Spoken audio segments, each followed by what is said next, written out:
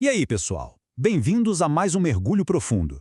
Hoje a gente vai desvendar um texto antigo extremamente complexo.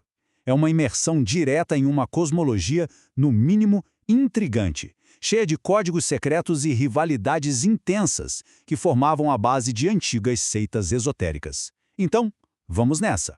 Para a gente não se perder nessa história, vamos seguir um roteiro bem direto. Primeiro, a busca pela gnose secreta. Depois, o pleroma e o demiurgo. Em seguida, a magia cósmica dos números, magos, profetas e hereges e, para fechar, a fuga do mundo material. Dividindo essas filosofias super densas nesses 5 temas, a lógica por trás de tudo isso vai ficar bem mais fácil de entender.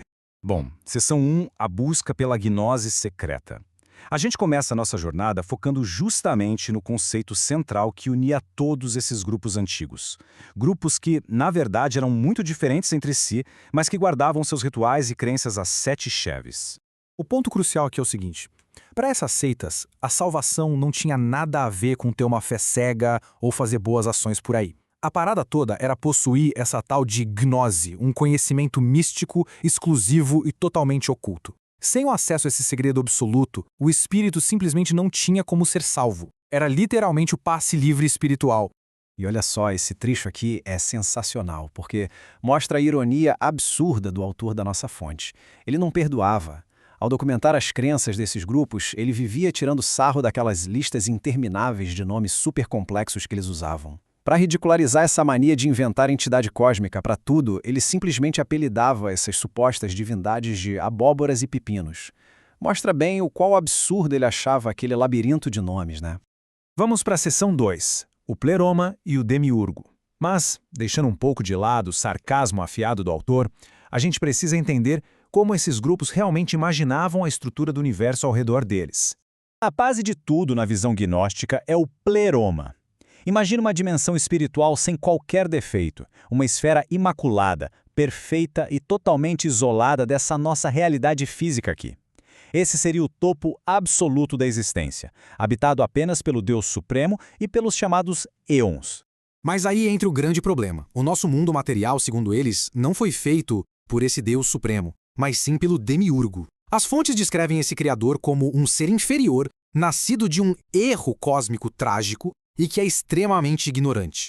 Ele jura de pés juntos que é o manda-chuva absoluto do universo, sem ter a menor ideia de que existe um reino de pura luz, infinitamente maior, logo acima dele. Isso criou uma divisão teológica gigantesca na época. De um lado, você tem a visão ortodoxa, um único Deus Supremo que criou um mundo material que é, em sua essência, bom. Do outro lado, a visão gnóstica de um universo completamente fraturado, onde o Deus verdadeiro é inacessível no topo e a nossa realidade material foi gerada por um criador inferior e falho. Ou seja, o nosso mundo funcionaria literalmente como uma grande prisão. Chegamos então na seção 3, a magia cósmica dos números. Com esse universo dualista e aprisionador em mente, é fascinante explorar até onde alguns líderes gnósticos, caras como Marcos e Basílides, foram para tentar decodificar matematicamente a trama da existência. Eles tinham uma obsessão absurda por numerologia geométrica e pelo peso das letras. Pega esse exemplo. Eles calcularam que as letras gregas para o nome de Jesus, quando somadas, resultavam em exatos 888. E para essa mente esotérica, não existia coincidência linguística. Isso era visto como uma prova matemática incontestável de uma manifestação cósmica perfeita.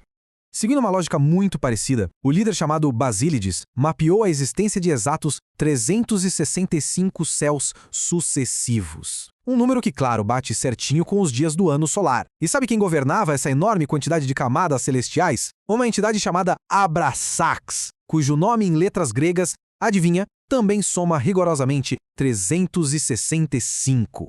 Mas o mestre Marcos levou isso para um patamar ainda mais visual, quase teatral. Ele imaginava a própria personificação da verdade cósmica como um corpo de verdade feito inteiramente com as letras do alfabeto. Ele mapeava as letras em partes do corpo numa exibição maluca de feitiçaria linguística. O topo de tudo, a cabeça, era o alfa e o ômega. O pescoço era o beta e o psi. E ele ia descendo assim, criando uma anatomia totalmente baseada no alfabeto grego. Dá para ver o quão complexa era a imaginação deles, né? Vamos agora para a seção 4, magos, profetas e hereges.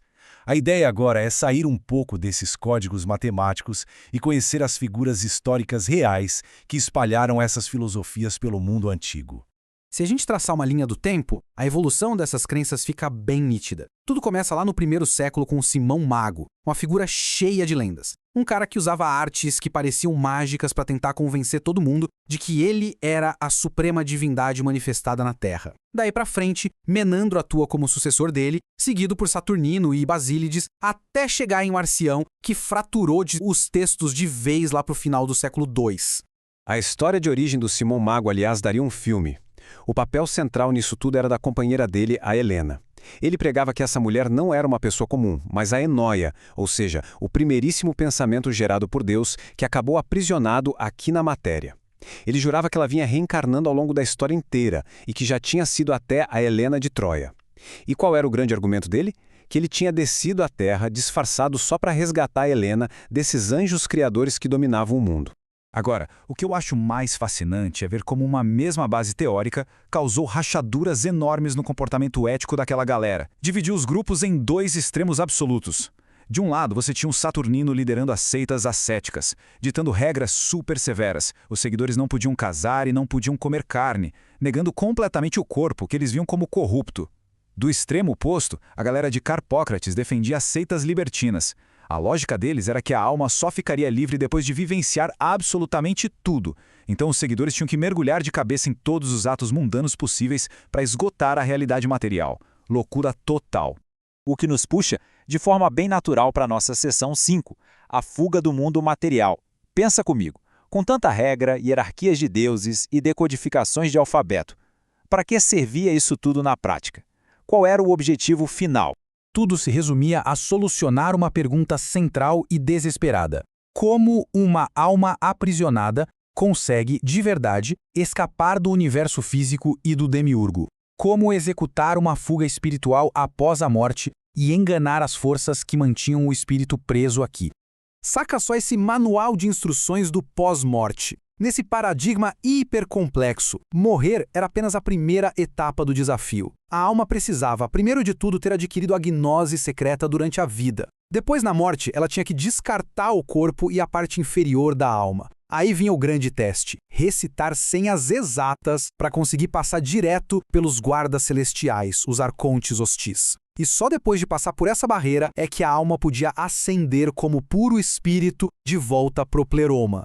E, impressionantemente, o texto de origem preserva exatamente os rituais e as senhas que essas pessoas decoravam em vida. A crença era tão forte que eles acreditavam que, no momento de pura tensão pós-morte, se eles dissessem "eu sou um vaso precioso" e invocassem a incorruptível Sofia, isso ia paralisar ou confundir totalmente os anjos patrulheiros. Assim, a luz interna conseguiria escapar de fininho, em segurança, pelo portão celeste.